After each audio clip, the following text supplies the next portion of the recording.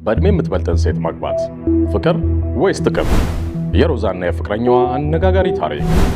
ከድሬዳዋ እስከ ኒውዮርክ ሶሻል ሚዲያን ያነጋገረችው ሮዛና ከሷ በእድሜ ለሚያንሰው ፍቅረኛዋ የሰጠችው አስገራሚ ምላሽ። እድሜ ለፍቅር ማገጃ ነው? ወጣቶች በእድሜ የሚበልጧቸውን ሴቶችስ ማግባት ምንድነው ሚስጥሩ? ድረስ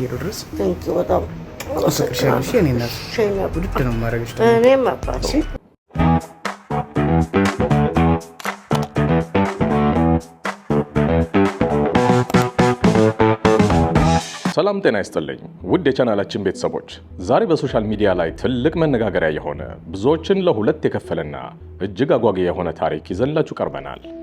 ለመሆኑ በእድሜ የምትበልጥን ሴት ማግባት በረከት ነው ወይስ መረገም? ፍቅር በእውነት እድሜን አይጠይቅም ወይስ አሁን በሶሻል ሚዲያ ላይ እንደምናየው ነገሮች ሁሉ ጥቅም ብቻ መሰረት ያደረጉ ናቸው?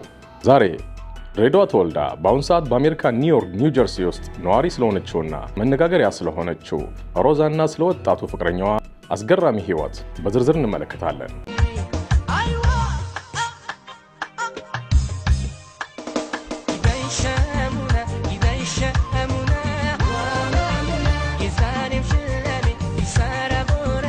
እስከ ቪዲዮ መጨረሻ ድረስ አብራችሁን ቆዩ። ምክንያቱም መጨረሻ ላይ የምናነሳቸው ጥያቄዎች የእናንተን ማስተሳሰብ ሊቀይሩ ይችላሉና።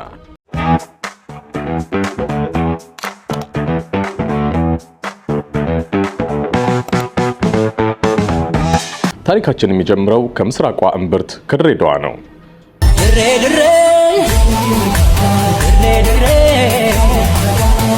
ሮዛ ድሬዳዋ ላይ ተወልዳ ያደገች ህይወትን ቀለል አድርጋ የምታይና ሁልጊዜም በፈገግታዋ የምትታወቅ ልጅ እንደሆነች የቅርብ ጓደኞቿ ይመሰክሩላታል። ሮዛ በአሁኑ ሰዓት ላይ ህይወቷን ለመቀየር በአሜሪካ ኒውዮርክ ከተማ ተሰዳ ነው የምትኖረው።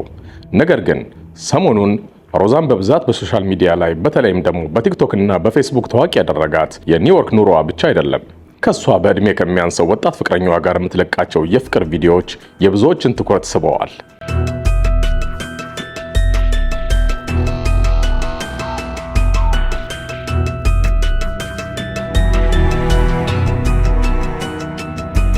ቪዲዮዎቹን ስንመለከት ሁለቱ ጥንዶች እጅግ በጣም ደስተኛ መሆናቸውን ታያላችሁ።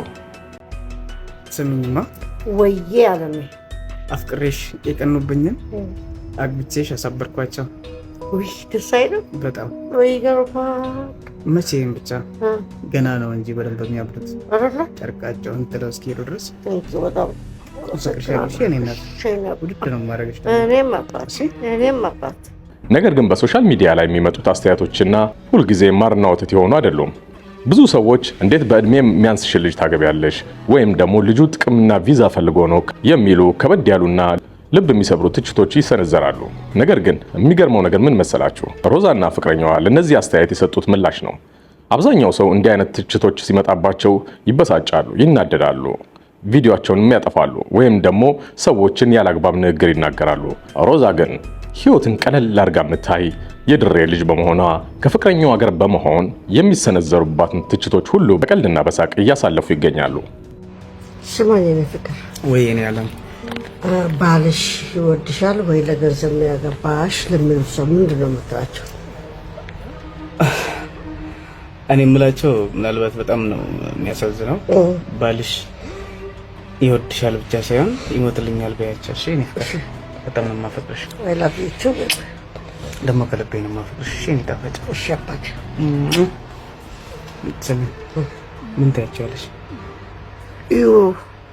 መርሱ ባንክታችኋል። ይህ ደግሞ በራሱ ለብዙዎች ትልቅ ትምህርት የሰጠ ሆኗል። ውድ ተመልካቾቻችን፣ እስኪ አሁን ወደ ዋናው ጉዳይ እንምጣ። በአሁኑ ሰዓት በሀገራችንም ሆነ በዓለም ዙሪያ ወጣቶች በእድሜ የሚበልጧቸውን ሴቶች የማግባት ዝንባሌያቸው እየጨመረ መጥቷል። ለምን ይመስላችኋል?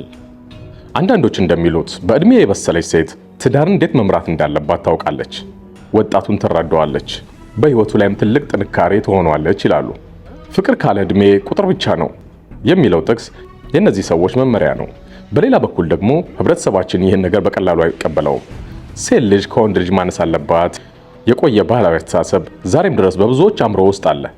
ሴት ልጅ ቀድማ ስለምታረጅ የወንዱን ፍላጎት ሊቀንስ ይችላል የሚሉ ስጋቶችንም የሚያነሱ ሰዎች አሉ። አንዳንዶች ደግሞ ወጣቱ የሚበልጠውን ሴት የሚመርጠው ለሀብት ወይም ደግሞ ለቪዛ በአጠቃላይ ለጥቅም የሚሉም ሰዎች አይጠፉም። የሮዛና የፍቅረኛዋ ታሪክ የሚያሳየን ነገር ቢኖር የሰዎች ደስታ ሊያቆመው እንደማይችል ነው። እነሱ የሰዎችን ወሬ ወደ ጎን ትተው በራሳቸው ዓለም ፍቅራቸውን እየኖሩበት ነው። እስኪ አሁን ተራውን ለእናንተ ልልቀቅ። በጨዋ ደንብ ሀሳባችሁም በኮሜንት መስጫው ስራ አስፍሩልኝ። በእድሜ የምትበልጥን ሴት ማግባት ትክክል ነው ወይስ አይደለም? የእናንተ ሀሳብ ምንድን ነው? በእድሜ ልዩነት ውስጥስ የሚመጣ ፍቅር ዘላቂ ሊሆን ይችላል ወይንስ በአጭር ይቀጫል? በሮዛና በፍቅረኛዋ ላይ የሚሰነዘሩ ትችቶችንስ እንዴት አያችሁት? ኮሜንታችሁን በጉጉት ጠብቃለሁ። ታዲያ ዛሬ ይህን ርዕስ ያነሳነው ዝም ብለን አይደለም። በማህበረሰባችን ውስጥ ጋብቻ ሲነሳ ወንድ ልጅ ከሴቷ ከፍ ያለ እድሜ መሆን አለበት የሚል ከሰል ያለ መሆን አለበት ተብሎም ይገመታል። ታዲያ ለእነዚህ የተለያዩ ሰዎች የራሳቸውን የሆነ ምክንያቶችን ይደረድራሉ። በእርግጥ ግን እድሜ ለትዳር ወሳኝ ነው ወይ? ይሄ እንደ አቀባበላችን ነው የሚወሰነው። ሁላችንም በራሳችን አመለካከት የተለያየ አስተሳሰብ ነው ያለን። ስለዚህ እነዚህ ጥንዶችም እንግዲህ እንደምታዩቸው በሶሻል ሚዲያ ላይ ፍቅራቸውን ያለ ገደብ ነው የሚገልጹት። ሲበሉ፣ ሲጠጡ፣ ተኝተው፣ ሲዝናኑ የተለያዩ ቪዲዮዎችን ይለቃሉ። በተለይም ደግሞ ህይወታቸውን በሶሻል ሚዲያ ላይ የማያውቅ የለም ብል ማጋነን አይሆንብኝም። በሚቀጥለው ቪዲዮ በሰጣችሁን ምርጥ ኮሜንቶች ላይ እያነበብን እንወያያለን። ቪዲዮን ከወደዳችሁት ላይክ ማድረግ እንዳትረሱ፣ ለሌሎችም እንዲደርስ ሼር አድርጉት። አዲስ ከሆናችሁ ደግሞ ቻናላችን ሰብስክራይብ በማድረግ የቻናላችን ቤተሰቦች እንዲሆኑ እንጋብዛለን። ስለተከታተላችሁን እጅግ እናመሰግናለን።